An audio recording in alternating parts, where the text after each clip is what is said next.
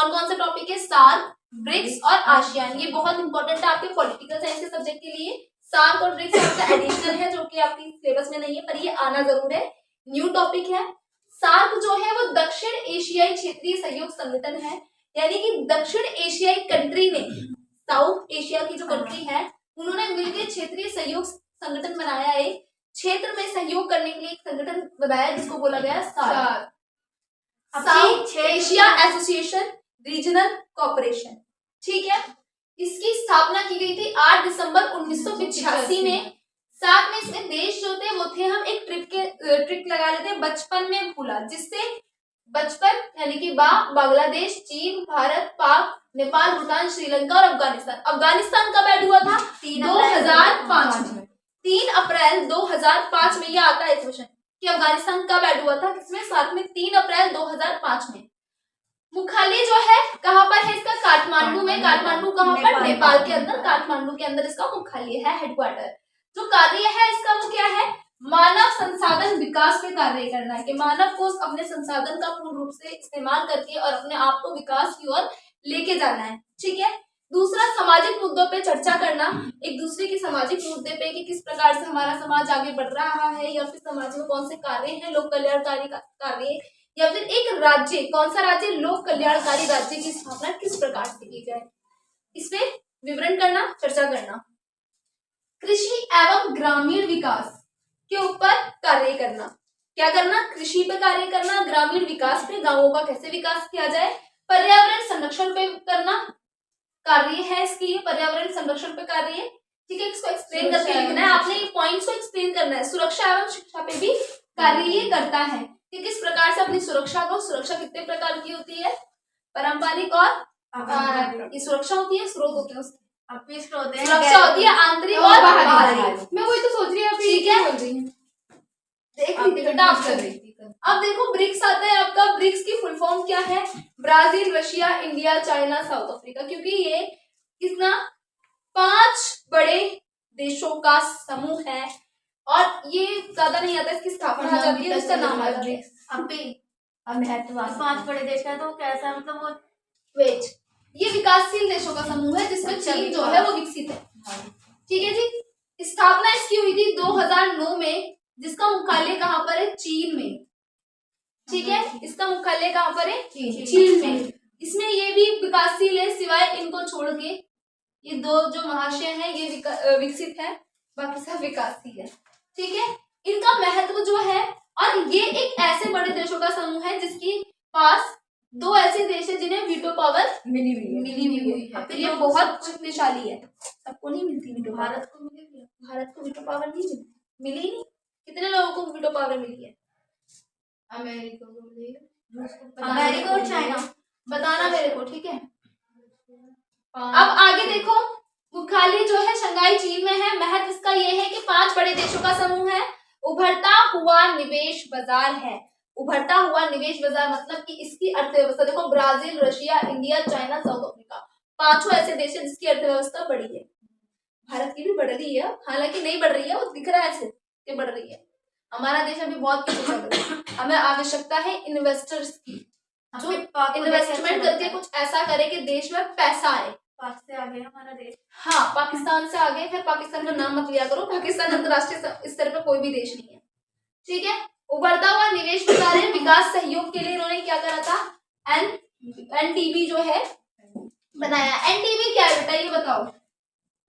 इसकी full form भी आ जाती है नेशनल, मैंने पहले ही बताई थी, हाँ, डेवलपमेंट बैंक। ताकि हम इस कोष से क्या कर सकते हैं? इस कोष से हम जब भी हमारी अर्थव्यवस्था गिर रही है, जब भी हमें आवश्यकता है, तब हम क्या कर सकते हैं? इससे पैसे लेकर अपनी अर्थव्यवस्था को रिकवर कर सकते हैं। ठीक है, हाँ, जैसे आसियान क्या है? आसियान है association south east Asian nation. ASEAN एक लाइक आशियाना वो बनाया गया है। किसने बनाया? वो भी साउथ ईस्ट एशियन के लोगों ने बनाया है, जिसकी स्थापना हुई थी आपकी 1967 में हुई थी। कब हुई थी इसकी स्थापना? 1967 में हुई थी। 1967 में इसमें सिर्फ 5 देश थे। कौन कौन से थे? वो थे फिलीपींस, इंडोनेशिया, लाओस, कंबोडिया अलग था, लाओस, सिंगापुर और मलेशिया, ये 5 देश थे। ठीक है। पर जब बाद में इसमें 6 देश और शामिल हो गए, कौन कौन से? ब्रुनेई, वियतनाम, कंबोडिया, अच्छा हाँ लाओस नहीं था, लाओस इसमें था, दारुसलाम और म्यांमार। बस 4 देश थे पहले, ना कि 5। ठीक है। सिंगापुर आ गया इसमें, हाँ ठीक है ठीक है। म्यांमार, कंबोडिया, वियतनाम और ब्रुनेई, समझ में आ गई। ये बाद में शामिल होते, पर आपको कौन से याद रखने हैं? सिर्फ पहले वाले याद रखने हैं। उसमें भी आपने इसकी स्थापना याद रखनी है सबसे ज्यादा, कि स्थापना कब हुई? 1967। उसके बाद प्रभावशाली बनाने वाले कारक, बस ये इम्पोर्टेंट है इसमें। इसको प्रभाव, बस ये बोलते हैं, क्वेश्चन यही आता है कि आसियान को प्रभावशाली बनाने वाले कारक कौन से हैं? कौन से हैं आसियान को प्रभावशाली बनाने वाले कारक? आसियान शैली 3 स्तंभ है। और आसियान शैली में क्या था? आसियान शैली में क्या थी आसियान शैली? इन्होंने एक शैली तैयार करी थी जिसमें इन्होंने कुछ तत्व रखे थे कि हम क्या करेंगे, अपनी अर्थव्यवस्था को बढ़ाएंगे, यही तो थी आसियान शैली। हाँ, और अपना विश्व व्यापार संगठन को बढ़ाएंगे। ठीक है। 3 स्तंभों की नीति कौन सी थी? आर्थिक, राजनीतिक और सांस्कृतिक। शांतिपूर्ण समाधान के लिए उन्होंने बोला था आसियान के लोगों ने, क्योंकि आसियान में जो ईस्ट है ना, दक्षिण एशिया है, इसमें कुछ देश ऐसे हैं, भारत, भारत पाकिस्तान, इनमें आपस में बचती रहती है। तो उन्होंने कहा कि हम क्या करेंगे, कभी भी बजने पर रोक लगाएंगे और बातचीत शांतिपूर्ण समझौते से ही करेंगे, कभी बजने नहीं देंगे, क्योंकि बजेंगे तो मुंह तो दोनों का टूटेगा, इसलिए। ठीक है। सुरक्षा और विदेश नीति में तालमेल बिठाएंगे, जो हमारी सुरक्षा है और जो हमारी विदेश नीति है उनके बीच में क्या करेंगे, तालमेल बिठाएंगे। यदि सुरक्षा पे तालमेल नहीं बिठाएंगे, अपना सुरक्षा और विदेश नीति तालमेल नहीं बिठाएंगे तो दुश्मन होना शुरू हो जाएगा। सही सी बात। ठीक है। और साथ में इनका विजन 2020 था। 2020 यानी कि ये 2020 तक आकर क्या करेंगे, अपना आपको एक उभरती अर्थव्यवस्था बनाएंगे, जो बन गई है, शायद नहीं बनी। वो सिर्फ विजन था, विजन पूरा नहीं कर पाए। ठीक है। उसके बाद और अपने आप को एक बड़ा निवेश बाजार बनाएंगे, पर निवेश बाजार भी इसका नहीं बन पाया बेचारों का, चीन ही आगे निकल गया, पीछे रह गए। क्या करें जब ऐसे ही होता है यहाँ पर, है ना। युवा पीढ़ी किसी और चीज में लगी पड़ी है, तो विजन तो कंप्लीट होना ही नहीं है हमारा। फिर किसी भी देश का सपना होता है ना, जो भविष्य होता है, वो सिर्फ उसकी युवा पीढ़ी होती है।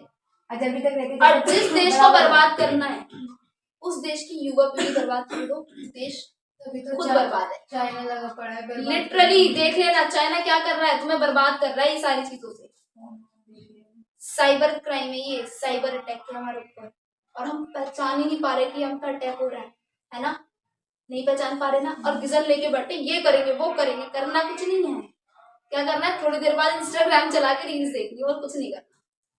दैट्स वाई जब हम खुद पे ध्यान नहीं देंगे, हमारे देश में कौन देगा ध्यान? चाइना हिंदू सारे घुसे पड़े हैं इसी में सारे। यार धर्म नहीं है, धर्म के नाम पे तो तुम्हें आपस में गृह युद्ध कराए जाते हैं, धर्म से कोई रिलेटेड ही नहीं है ना। तो देखो गीता में लिखा जाकर फोन चलाओ, ना कुरान में लिखा जाकर फोन चलाओ और पढ़ो मत, लिखा है कहीं पर? नहीं लिखा। तुम ढंग से उसको भी पढ़ लोगे ना, तो तुम सच्चे में धर्म वाले बंदे बनते हो। लिटरली किसी को कुछ फर्क नहीं पड़ता, पूरे वर्ल्ड में किसी को घंटा फर्क नहीं पड़ता कि भारत आगे बढ़े क्या नहीं बढ़े, बल्कि कूटनीति शब्द याद रखना हमेशा। प्रत्येक देश एक दूसरे के खिलाफ कूटनीति अपनाने में लगा पड़ा है, चाहे कोई भी हो, कि मेरा भला हो बाकी बुरा हो। हर कोई एक दूसरे को गिराने के चक्कर में लगा पड़ा, पर कोई भी ऐसा नहीं, no one here to help us, जो हमारी हाँ अपना काम बनता भाड़ में जाए जनता। तो इसीलिए अपना राष्ट्र हमारे हाथ में है। यदि तुम बेकार, तुम्हारा राष्ट्र बेकार, तुम्हारा राष्ट्र बेकार, तुम्हारा भविष्य बेकार, और तुम्हारा भविष्य बेकार तो तुम्हारी औलादे बेकार, तुम्हारी औलादे बेकार, सब कुछ खत्म तमाम। समझ में आ रही है? तो विजन जो लेके बैठे हैं ना, कम से कम उसको तो कंप्लीट करो। कुछ सिखा ही नहीं रहे, क्या सिखा रहे? ये पढ़ लो, ये रट लो, ये कर लो, पर कहाँ यूज करना है ये नहीं है। राजा पढ़ा दिया, अशोक की नीति पढ़ा दी, उसका धर्म पढ़ा दिया, सब कुछ पढ़ा दिया, यूज करना है कैसे ये नहीं बताया। अरे यूज करो ना अपनी जिंदगी में। वो किस तरीके के शासक थे? तुम भी राजा से कम थोड़ी हो, तुम भी तो मेहनत कर रहे हो। मेहनत दोनों करते हैं, मजदूर भी करता है, राजा भी करता है, पर राजा की दिखती है, मजदूर की नहीं दिखती है। तुम्हें ऐसे नहीं कि मजदूर क्योंकि पहले दिखाता है, वो रिक्शा चला रहा है, उसके पसीने टपक रहे हैं, राजा अंदर ही अंदर काम कर रहा है, दिमाग से काम कर रहा है, वो खेल रहा है ना, वो नीतियां बना रहा है। तो आपने बनाई मजदूर अगर नीति बनानी शुरू कर दे ना, तो वो भी राजा बनता है। हम सोचते नहीं, प्लानिंग ही नहीं करते। प्लानिंग करते हैं तो फिर उस पर अप्लाई नहीं करते, वो चीजें टंगी की टंगी रह जाती है सामने दीवार पर। इन चीजों से